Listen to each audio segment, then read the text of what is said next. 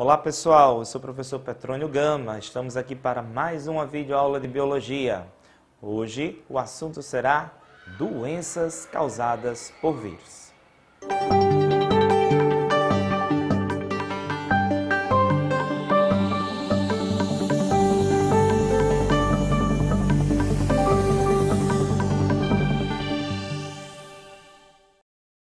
Pessoal, na aula de hoje nós vamos falar sobre algumas doenças causadas por vírus, ok? Entre as doenças eu trouxe algumas aqui, as que são mais frequentes, para a gente poder conversar um pouquinho sobre elas e a gente tirar algumas dúvidas. A primeira que a gente vai falar aqui é sobre a herpes. A herpes ela pode ser de dois tipos, herpes bucal ou herpes genital. A herpes bucal e a genital são causadas por o mesmo tipo de vírus, porém, eles são distintos. Eu tenho o herpes simplex tipo 1 e o herpes simplex tipo 2.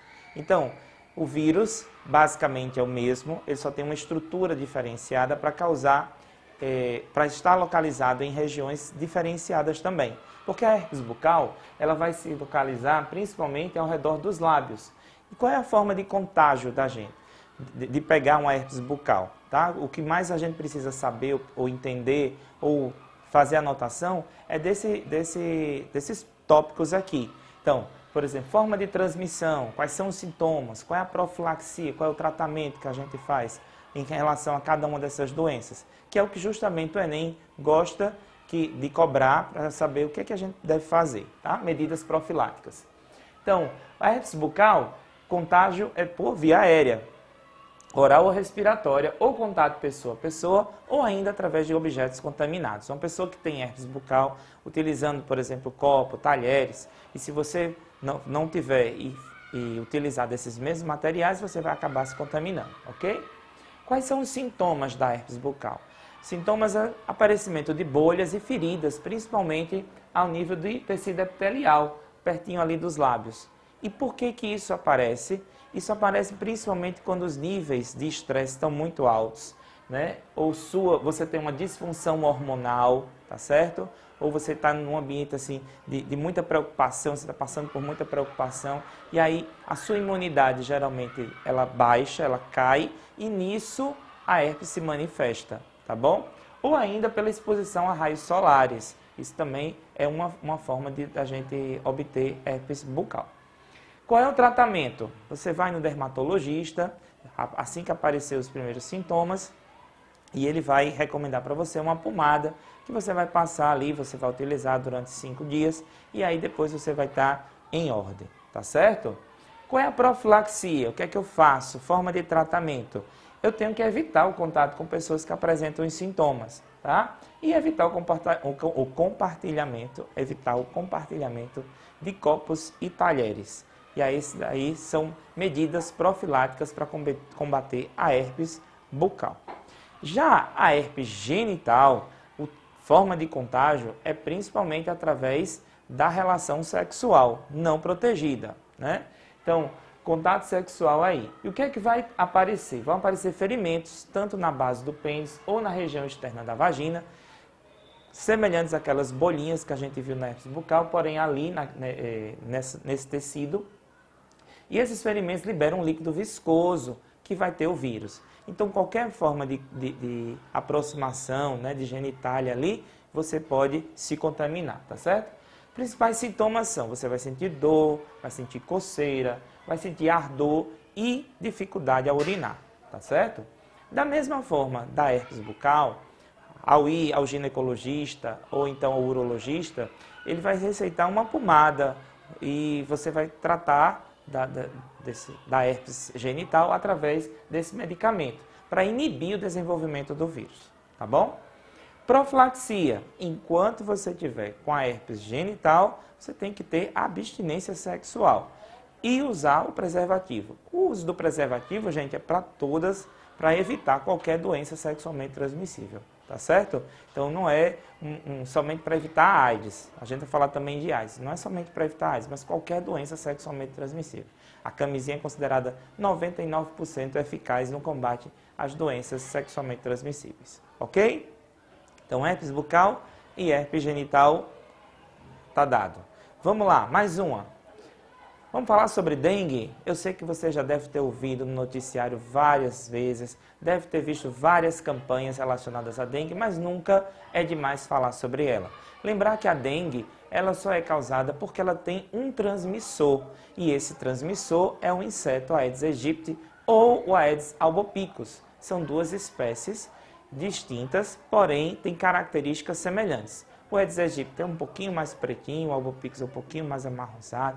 Então, ele se diferencia mais pela estrutura corpórea, mas os dois são transmissores do vírus da dengue. Não somente da dengue, da zika, da chikungunya e da febre amarela. O mesmo inseto. Olha que inseto poderoso, né?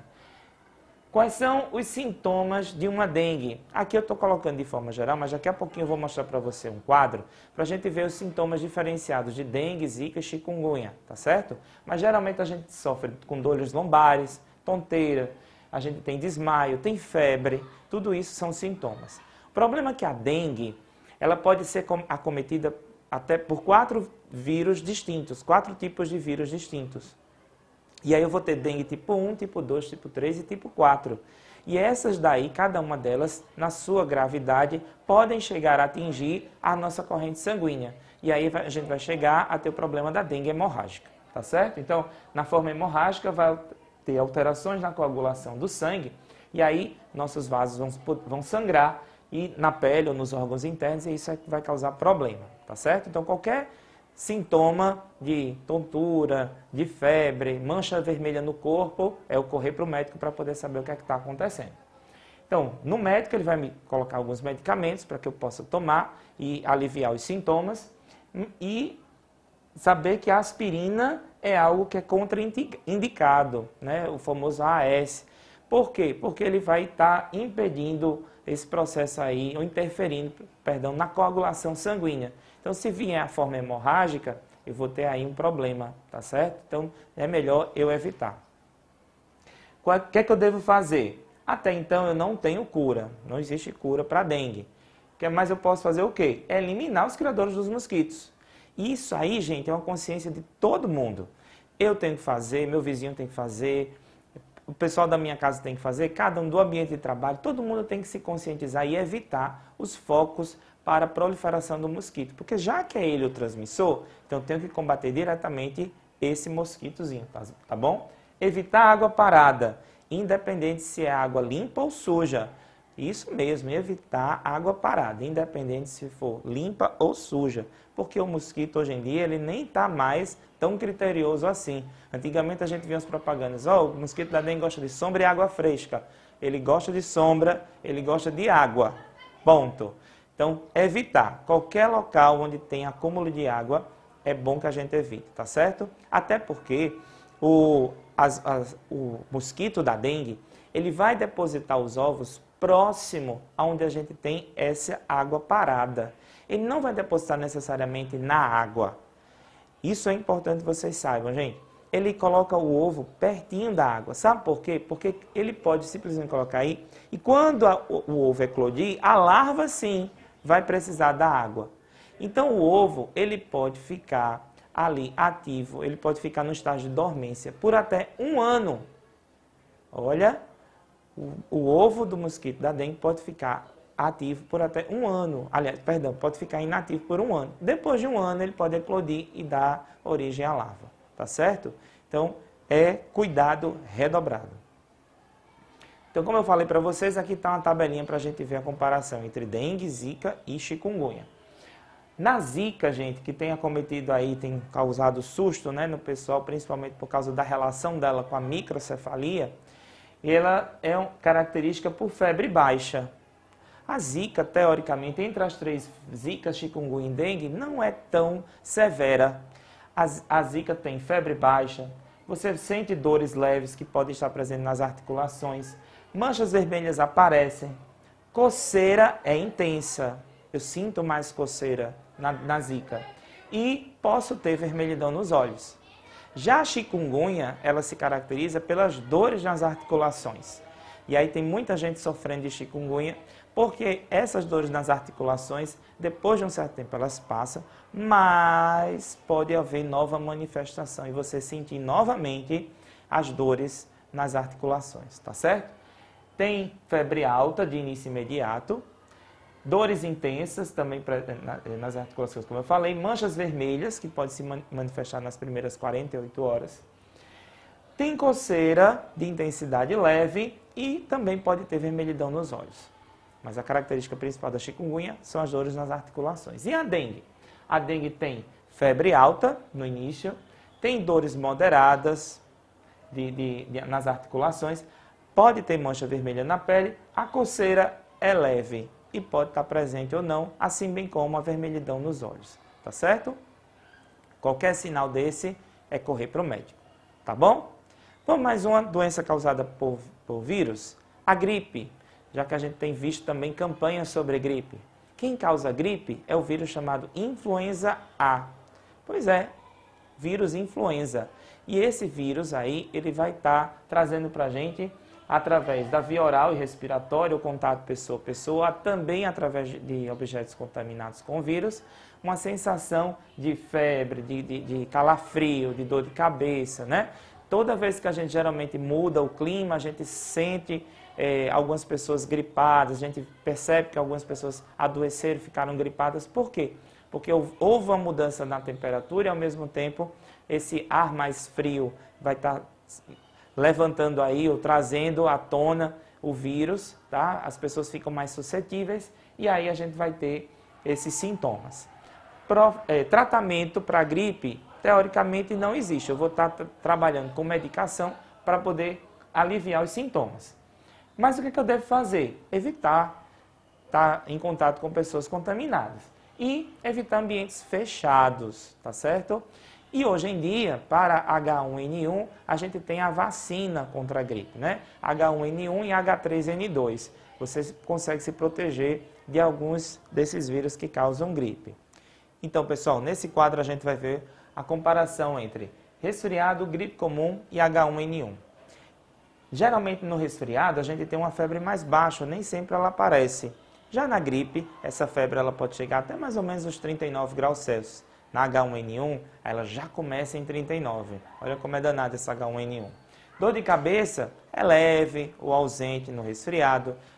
Na gripe comum, ela vai estar presente esporadicamente, mas já na gripe H1N1 ela é mais intensa, ela é mais forte, tá certo? Calafrios, raro no resfriado, esporádico na gripe comum, mas é frequente aqui na H1N1. Então percebam que, geralmente, o resfriado ele é sempre mais leve. Aqui, a gripe comum, eu tenho sintomas moderados a intensos, mas já aqui na gripe H1N1, eu já tenho sintomas mais pesados. O problema principal da H1N1 é porque ela gosta de atacar o nosso sistema respiratório. E aí, o que é que acontece? Às vezes as pessoas sentem dificuldade para respirar, e aí ela pode causar a morte por causa disso, tá bom? Então, vocês depois podem dar uma olhadinha com mais critério nesses quadros e prestar bastante atenção que os sintomas da H1N1 sempre vão ser um pouco mais agressivos do que da gripe, do que do resfriado, ok? Vamos falar sobre AIDS. Eu sei que quase todo mundo já ouviu falar sobre AIDS, mas mesmo assim tem aumentado o grande número de jovens que têm se contaminado com o vírus HIV, porque simplesmente acharam que os coquetéis já estavam suficientes ou já estavam fazendo efeito e agora, não, já tem coquetel para todo mundo, então eu posso me descuidar. Não é assim não, pessoal. A gente tem que tomar cuidado porque esse vírus, ele é agressivo, ele pode chegar ainda a cometer o nosso sistema imunológico e a gente ficar sempre suscetível a doenças oportunistas, tá bom? Então, a gente vai saber que as formas de contato tem todas essas. Ó. Eu tenho que ter o contato do líquido corporal contendo o vírus com um desses fatores aqui. Ó. Ou eu me contamino secreção com sangue, ou vem através do esperma, ou da secreção vaginal, do leite materno, mas de toda forma eu preciso que o vírus atinja a minha corrente sanguínea, tá? E acredita-se que o vírus possa também atravessar a placenta e infectar o feto. Hoje em dia já existe um tratamento quando a criança, o bebê, vem de uma mãe suspeita de ter HIV, ela já passa por um processo de tratamento para que ela já consiga perceber se ela vai ter o desenvolvimento da AIDS ou não. Os sintomas que a gente tem aqui são de acordo com aquilo que a gente vai tendo de imunidade baixa. Porque aí, como ele está atacando minha célula principal, meu linfócito, minha célula de defesa, então, a febre, o calafrio, as dores musculares, isso tudo a gente estava falando ainda há pouco na gripe. Então, se assemelha a uma gripe, se assemelha a um resfriado. Então, eu vou ficando mais fraco, vou ficando mais debilitado, dores musculares. Então, os sintomas podem se agravar de acordo com a quantidade de vírus que estejam atacando meu sistema imunológico. Não tem cura. A gente está tratando aí com a utilização de medicamentos que vão inibir a reprodução do vírus. O coquetel ele vem para poder impedir que um vírus consiga se reproduzir, os vírus que estejam me infectando consigam se reproduzir, ok? O que é que eu devo fazer? Aqui ainda é a educação sexual, é falar sobre tudo isso, é usar preservativo nas relações, é não compartilhar seringa, é esterilizar instrumentos, né? Seja no salão, seja qualquer material cortante, enfim, é ter todo o cuidado possível e imaginável, tá bom? O vírus HIV está atacando as nossas células de defesa, que são os linfócitos CD4, e com a morte desse CD4, o nosso sistema se torna ineficiente, nosso sistema imunológico se torna deficiente, e aí eu vou ter problema. Então, qualquer doença oportunista, tuberculose, uma candidíase, um câncer, pode me atacar. Então, a maioria das pessoas que adquirem o vírus HIV, eles não morrem de AIDS, mas sim das complicações ou de tudo aquilo de deficiência que o meu sistema imunológico vai causar. Lembrar que ser portador do HIV é ser soro positivo. É diferente de ser aidético. O aidético é aquele que realmente manifesta a doença. Ok? Vamos ver se a gente entendeu tudo mesmo?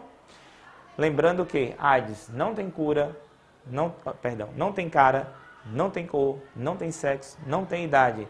E a gente precisa usar preservativo. Então, uma nova preocupação atinge os profissionais que trabalham na prevenção da AIDS no Brasil. Tem-se observado um aumento crescente, principalmente entre os jovens, de novos casos de AIDS, questionando-se, inclusive, se a prevenção vem sendo ou não relaxada. Essa temática vem sendo abordada pela mídia. E aqui tem algumas notícias relacionadas a isso daí. Medicamentos já não fazem efeito em 20% dos infectados. Análises revelam que 1/5 das pessoas recém-infectadas não haviam sido submetidas a nenhum tratamento e mesmo assim não responderam às 2 principais drogas anti-AIDS. E todas essas notícias são do Jornal do Brasil. Dadas essas afirmações, considerando o enfoque da prevenção e devido ao aumento de casos de doença em adolescentes, afirma-se que, olha, essa foi questão do Enem, tá? 1. O sucesso inicial dos coquetéis anti-HIV talvez tenham levado a população a se descuidar e não utilizar medidas de proteção, pois se criou a ideia de que estes remédios sempre funcionam. Verdade. Verdade mesmo. 2. Os vários tipos de vírus estão tão resistentes que não há nenhum tipo de tratamento eficaz e nem mesmo qualquer medida de prevenção adequada. Opa, pera lá. Existe sim. A camisinha ainda é uma das medidas mais adequadas para combater doenças sexualmente transmissíveis e AIDS. 3. Os vírus estão cada vez mais resistentes e para evitar sua disseminação, os infectados também devem usar camisinhas e não apenas administrar coquetéis. É verdade, pessoal. Não é somente pelo fato de eu estar usando o coquetel que eu estou protegido. Não, eu também posso ser um transmissor. Então, eu também tenho que usar a camisinha. Portanto, está correto aquilo que se afirma em 1 e 3 apenas. Ok? Pessoal, dúvidas, quer rever, quer ver novamente, quer compartilhar, acesse ao nosso site colégiointerativo.com.br e vai ter essa e muitas outras aulas para você estudar. Até mais!